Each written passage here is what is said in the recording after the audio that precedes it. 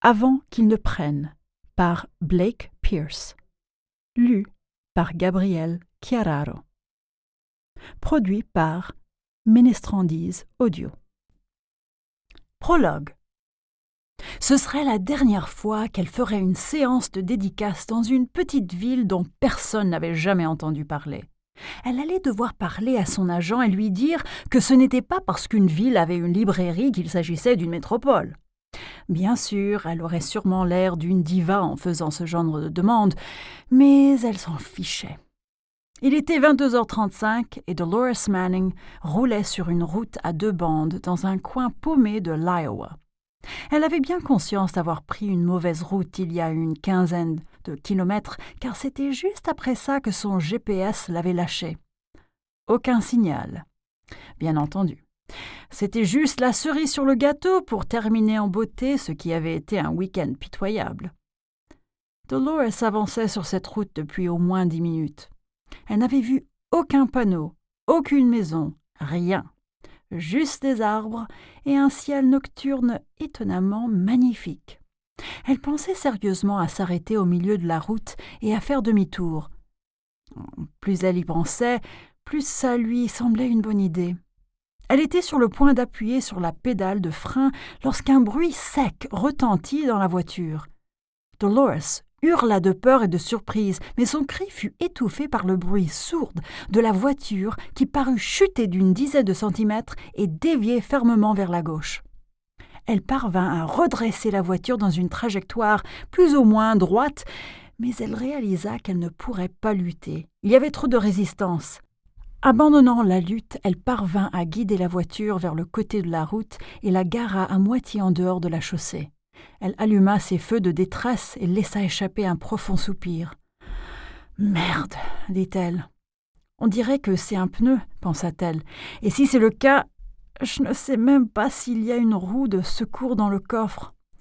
C'est ce qui arrive pour rouler dans ce tombeau ambulant. Tu es sur le point de devenir un auteur à succès. Il est peut-être temps de penser à dépenser un peu d'argent de temps en temps dans des vols et des voitures de location, non ?» Elle tira sur la manette d'ouverture du coffre, ouvrit la portière et sortit dans la nuit. Elle sentit la morsure de l'air. L'hiver commençait à s'installer dans le Midwest, se faufilant derrière l'automne. Elle serra son manteau contre elle et sortit son téléphone. Elle ne fut pas du tout surprise de voir qu'elle n'avait pas de réseau. Elle s'en était bien rendue compte ces 20 dernières minutes, depuis le moment où son GPS avait cessé d'en fonctionner. Elle regarda ses roues et vit que les pneus avant et arrière du côté conducteur étaient tous les deux à plat. Plus qu'à plat, ils étaient totalement crevés.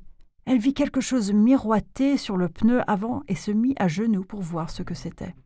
« Du verre ?» pensa-t-elle. « Vraiment ? Comment est-il possible que du verre aille crever mes pneus ?»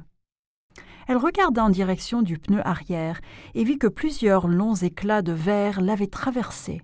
Elle regarda en direction de la route, mais elle ne vit rien de spécial. Mais ça ne voulait rien dire, car la lune était en grande partie dissimulée par la cime des arbres, et il faisait vraiment nuit noire. Elle se dirigea vers le coffre, en sachant déjà que tout ce qu'elle pourrait y trouver serait inutile. Même s'il y avait une roue de secours, elle en avait besoin de 2. Furieuse et un peu effrayée, elle referma le coffre en le claquant, sans prendre même la peine de regarder. Elle attrapa son téléphone et, se sentant un peu idiote, grimpa sur l'arrière de la voiture. Elle tendit son téléphone vers le haut, espérant avoir juste une seule barre de réseau. Rien. « Ne panique pas, pensa-t-elle. C'est vrai, tu es au milieu de nulle part, mais quelqu'un finira bien par arriver. Toutes les routes mènent quelque part, n'est-ce pas ?»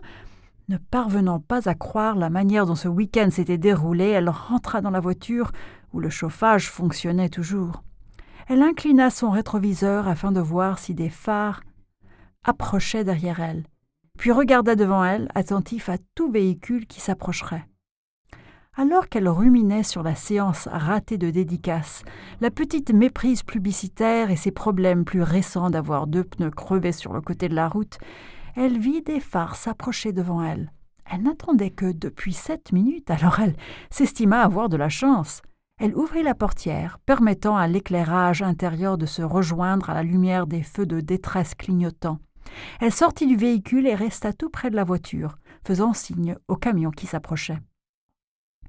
Elle fut tout de suite soulagée de voir qu'il ralentissait. Il vira vers son côté de la route et s'arrêta juste. Nous espérons que vous avez apprécié cet aperçu. Pour continuer à écouter ce livre audio sur Google Play Livres, utilisez le lien dans la description de la vidéo.